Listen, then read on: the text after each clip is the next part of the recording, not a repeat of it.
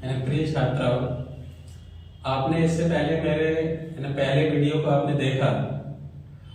उसमें देख करके आपको लगा होगा कि वीडियो में कोई इतनी दम नहीं है। जैसे जो नया बैच अब आने वाला है, जो फर्स्ट ईयर के स्टूडेंट थे, उनके लिए केवल इस वीडियो का चयन किया गया था। लेकिन आपको वाकई में फिजिक्स जैसे कठिन विषय लगता था, मैं इस बात की गारंटी लेता हूं कि फिजिक्स आपको बहुत ही सरल विषय आपको लगेगा। आप एक बार पढ़ के अवश्य देखें। आज कुछ छात्रों की डिमांड थी कि मैं किरचॉफ के नियम के बारे में बताऊं कि किरचॉफ साहब ने कौन से नियम दिए थे, किरचॉफ का नियम होता क्या है। तो आज हम इस वीडियो में बात करेंगे किरचॉफ के नियम पर। जैसे लिखा हुआ है किरचॉफ का नियम। आप सभी इससे पहले जानते थे ओम के नियम के बारे में कि ओम का नियम क्या था। ओम का नियम, जैसे इस नियम के अनुसार किसी चालक की भौतिक अवस्थाएं जैसे लंबाई, परिच्छेद का क्षेत्रफल, ताप इत्यादि अपरिवर्तित रहे तो चालक के सिरों के बीच लगाया गया विभवांतर उसमें प्रवाहित धारा I के अनुक्रमानुपाती होता था। जैसे B प्रोपोर्शनल I यानी B बराबर RI, जहां R एक नियतांक, R एक नियतांक, जिसे वैद्युत प्रतिरोध कहते हैं। वैद्युत प्रतिरोध कहते हैं। यानी R बराबर B अपॉन I। आपने इस नियम को 10th में भी काफी पढ़ा और 12th में भी ओम का नियम है। लेकिन 12th में जो ओम का नियम सत्यापन करने के लिए आता है वो अनुगमन वेग के आधार पर आता है, 10th लेवल की तरह नहीं।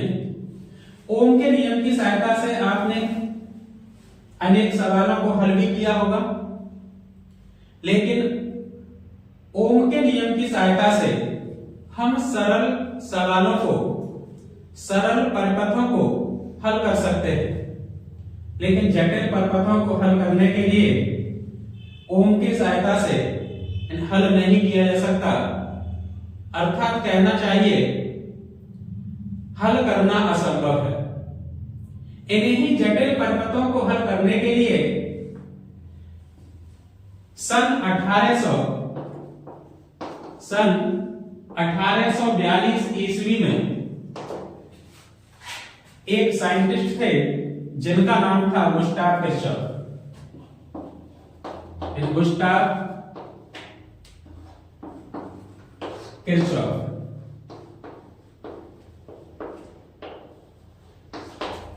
इन्होंने कुछ नियम प्रतिपादित किए। इन्हीं नियमों को किरचॉफ के नियम कहते हैं। तो ये बात आपकी समझ में, आपके दिमाग में पूर्ण रूप से आ गई होगी कि किरचॉफ का नियम मानो क्या था, किरचॉफ के नियम क्या हैं। तो इसके बारे में हमने आपको बताया कि ओम के नियम की सहायता से, ओम के नियम के अनुसार हम सरल परिपथों को आसानी से हल कर लेते थे। लेकिन जटिल परिपथों को हल करने के लिए ओम का नियम मान लो विफल हो गया। एक तरह से इसकी सहायता से ओम के नियम को सरल करना या इन्हें हल करना संभव नहीं हुआ। तो इन्हीं जटिल परिपथों को हल करने के लिए सन 1842 ईस्वी में गुस्ताव किरचॉफ ने जो नियम प्रतिपादित किए उन्हें किरचॉफ के नियम कहते हैं। तो इन्होंने कितने नियम प्रतिपादित किए, वो नियम कौन कौन से?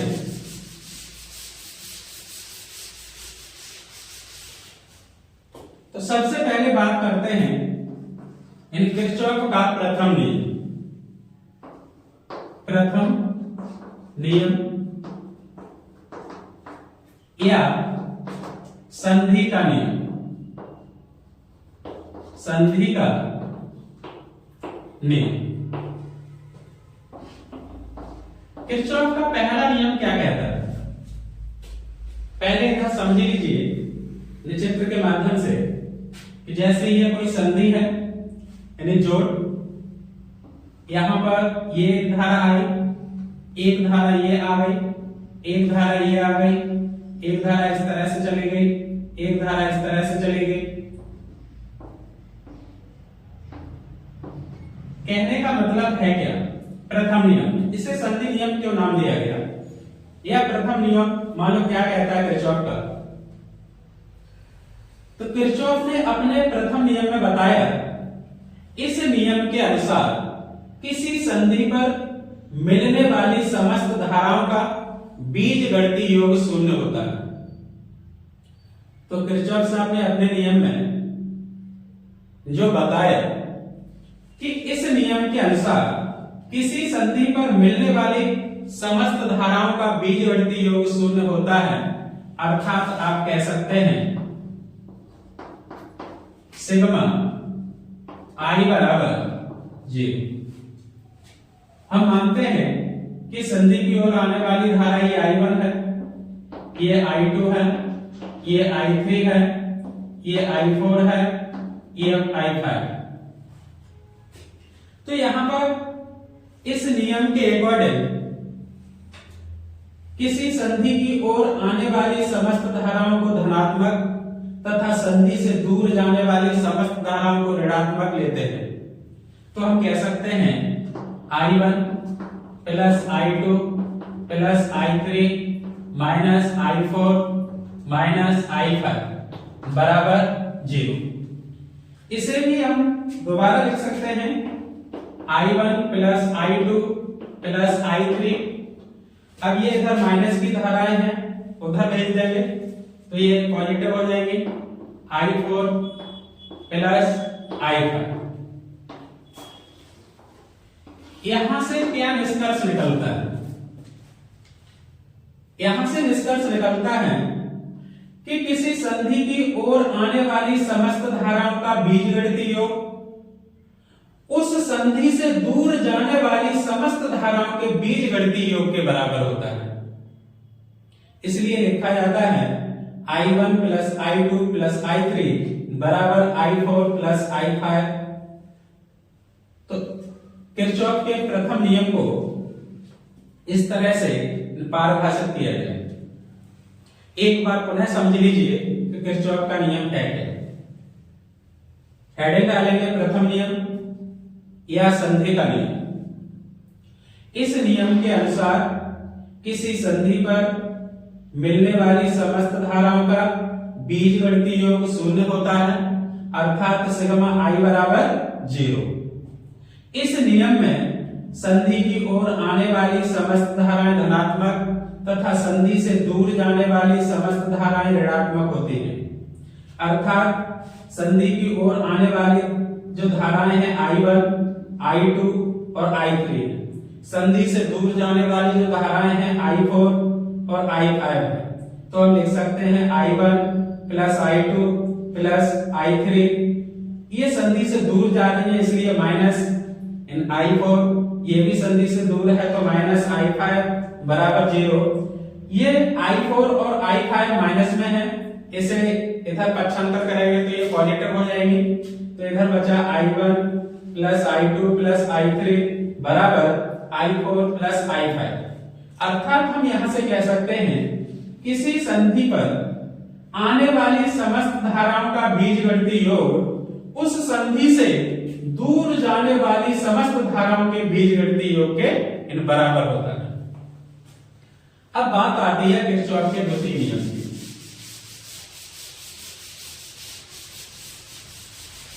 किरचॉफ का द्वितीय नियम नंबर 2, किरचॉफ का द्वितीय नियम।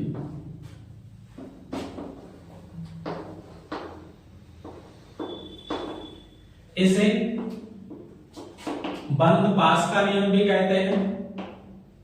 बंद पास का नियम, इसे केवीएल नियम भी कहते हैं, केवीएल नियम।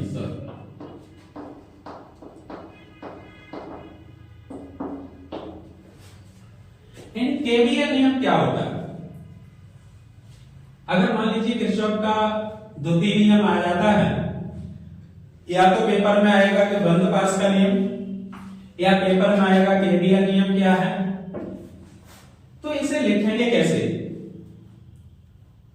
तो इसमें सबसे पहले चित्र के बारे में देखते हैं।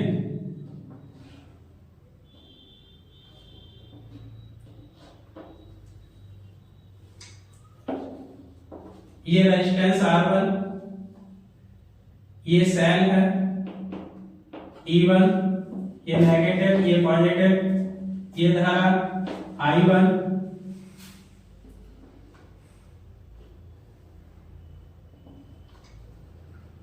ये R2 है, ये सेल माइनस, ये प्लस, इसे E2 कहते हैं, ये धारा I2, यहां पर धाराएं I1 प्लस I2, ये रेजिस्टेंस। अब बात करते हैं किरचॉफ के द्वितीय नियम की। इस किरचॉफ के द्वितीय नियम को बंद पास का नियम भी कहते हैं, अर्थात केवीएल नियम भी कहते हैं। तो ये बंद पास का नियम होता क्या है? जैसे आप चित्र देख रहे हैं, इसके दो बंद पास बने हुए हैं, ए, बी, सी, डी, ई, एफ। किरचॉफ का द्वितीय नियम क्या कहता है? किसी बंद पास के विभिन्न खंडों में, एक खंड ये हो गया, एक खंड ये हो गया, तो द्वितीय नियम में क्या लिखेंगे? इस नियम के अनुसार किसी बंद पास के विभिन्न खंडों में प्रवाहित धाराएं तथा उनके संगत प्रतिरोधों के गुणनफल का बीजगणितीय योग उस बंद पास के विभिन्न खंडों में विद्युत वाहक बलों के बीजगणितीय योग के बराबर होता है।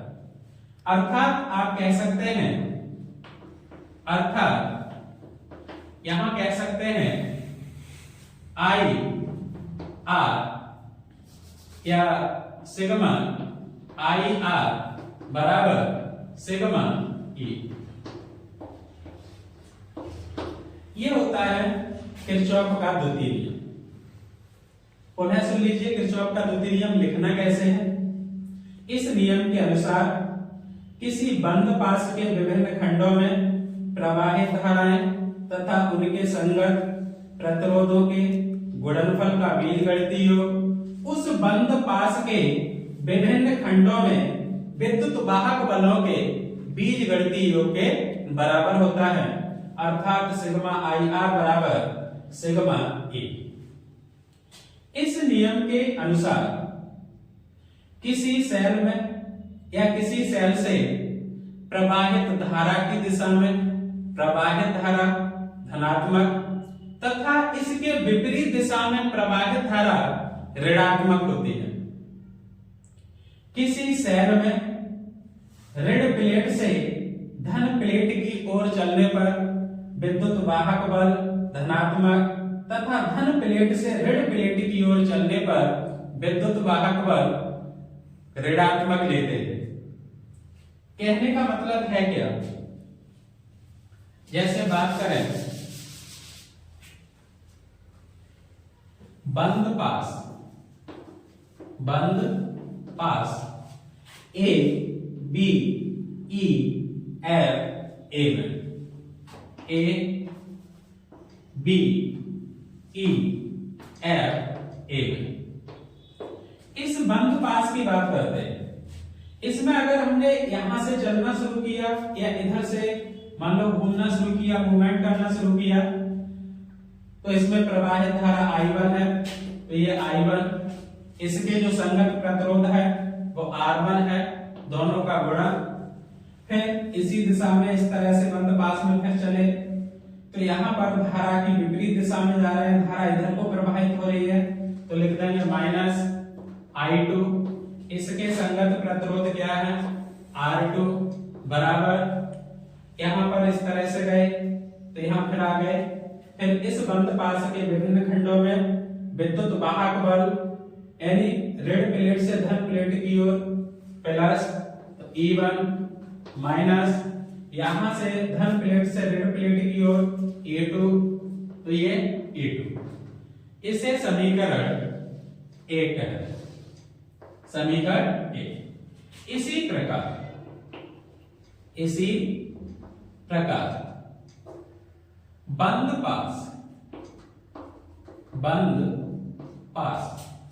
अब इस बंद पास का नाम क्या है B C D E B, तो B C D E B में इस बंद पास में किरचॉफ का द्वितीय नियम लगाएं, फिर इस तरह से चलें तो इस तरह से मूवमेंट करें तो ये क्या हो गया, धारा की दिशा में I2 इनटू इसके संगत प्रतिरोध R2, फिर धारा की दिशा में प्लस I1 प्लस I2 इसके संगत प्रतिरोध R3 बराबर, इसमें विद्युत वाहक बल ऋण प्लेट से धन प्लेट की ओर E2।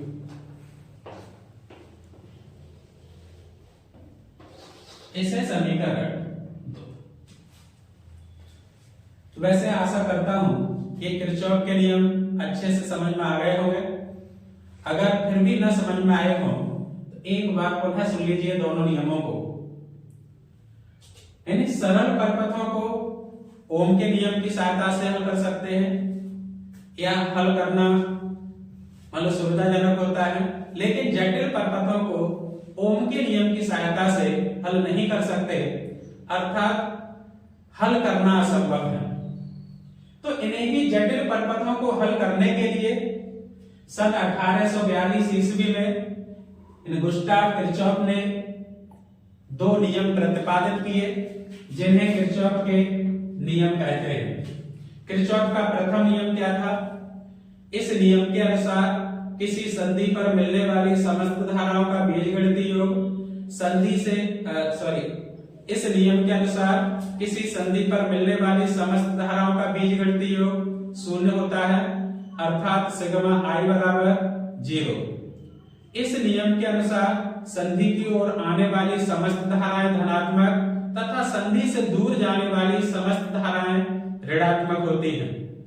जैसे चित्र में आपने देखा था कि संधि की ओर आने वाली धाराएं कौन-कौन सी थी और संधि से दूर जाने वाली धाराएं कौन-कौन सी थी।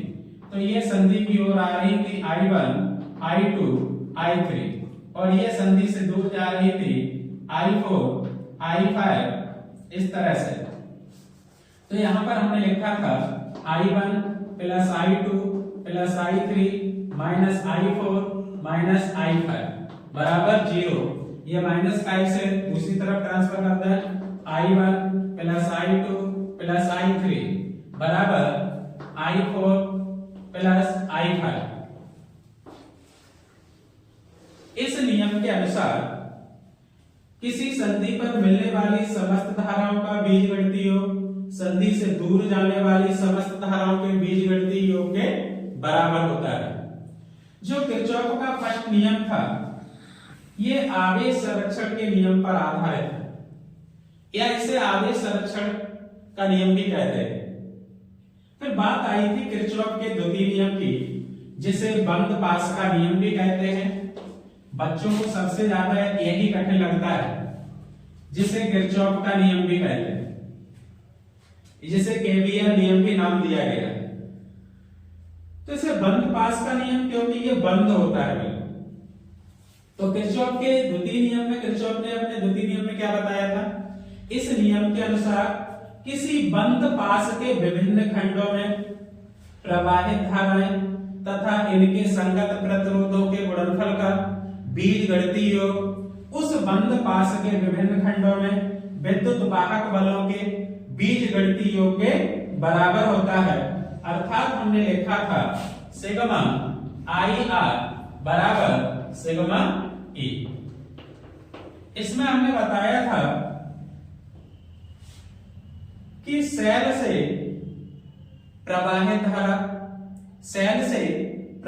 धारा की दिशा में धारा धनात्मक तथा इसके विपरीत दिशा में प्रवाहित धारा ऋणात्मक होती है। किसी सेल में ऋण प्लेट से धन प्लेट की ओर विद्युत वाहक बल धनात्मक तथा धन प्लेट से ऋण प्लेट की ओर विद्युत वाहक बल ऋणात्मक होता है। किरचॉफ के इस नियम के अनुसार बंद पास A B E F A में, तो पहले बंद पास एक की बात करते हैं, तो इसमें हमने लिख दिया बंद पास A B E F A में। इसमें प्रवाहित धारा की दिशा में प्रवाहित धारा क्या है I1, इसके संगत प्रतिरोध क्या है R1, तो ये धारा की दिशा में प्रवाहित धारा है, इसलिए इनका गुणनफल प्लस में। फिर हम इस तरह से घूमे, अब इधर चले तो धारा की विपरीत दिशा में हम चल रहे हैं, तो यहाँ पर हमने माइनस लगा दिया, तो ये I2, इसके संगत प्रतिरोध R2। फिर यहाँ पर पहुंचे और कोई धारा है नहीं, इसलिए बराबर पर आ गए। इसके सेल की बात करें तो ऋण प्लेट से धन प्लेट की ओर विद्युत वाहक बल E1, ये पॉजिटिव। अब इसके विपरीत दिशा में देखें, धन प्लेट से ऋण प्लेट की ओर विद्युत वाहक बल E2, इसे समीकरण 2 कह दिया। इसी प्रकार बंद पास 2 की बात करें, और 2 का नाम क्या है B C D E B में, तो ये लिखा है बंद पास B C D E B में धारा की दिशा में प्रवाहित धारा I2 और इसके संगत प्रतिरोध R2, दोनों का गुणनफल। अब ये भी धारा की दिशा में प्रवाहित धारा, इसलिए प्लस I1 प्लस I2, इसके संगत प्रतिरोध R3, दोनों का गुणनफल। और कोई धारा है नहीं, इसमें विद्युत वाहक बल क्या है E2 बराबर E2। तो मैं ये आशा करता हूं कि ये किरचॉफ के नियम थे, पहली बात आपको समझ में आ गए होंगे और शायद एक बार याद भी हो गए होंगे। अगर आपको ये लगता है कि मुझे याद नहीं हो रहे, तो इस वीडियो को बार बार देखिए, और जहां तक मेरी उम्मीद है कि जो छात्र वीडियो को देख रहे हैं, सबसे पहले चैनल को सब्सक्राइब कर दें और वीडियो को लाइक कर दें। सभी वीडियो को देखने के लिए ऑल पर क्लिक कर दें। आगे की वीडियो देखने के लिए जो भी आपको ये लगता है फिजिक्स में, दोनों बुकों की बात करता हूं, पूरी फिजिक्स में जो टॉपिक आपको कठिन लगता है उसे कमेंट के माध्यम से मुझे भेजें, मैं उसी पर वीडियो अवश्य बनाऊंगा, क्योंकि 22 फरवरी से आपकी बोर्ड एग्जाम की परीक्षा है। मैं चाहता हूं किसी छात्र को मेरे जरिए अगर 1-2 नंबर का फायदा हो जाता है तो बहुत मुझे खुशी की बात होगी। और मैं ये दावे के साथ कहता हूं, ये जो क्वेश्चन है बोर्ड पेपर में आने के चांसेस 99% है इस प्रश्न के। ठीक, थैंक यू। आगे की वीडियो के लिए कल मिलते हैं।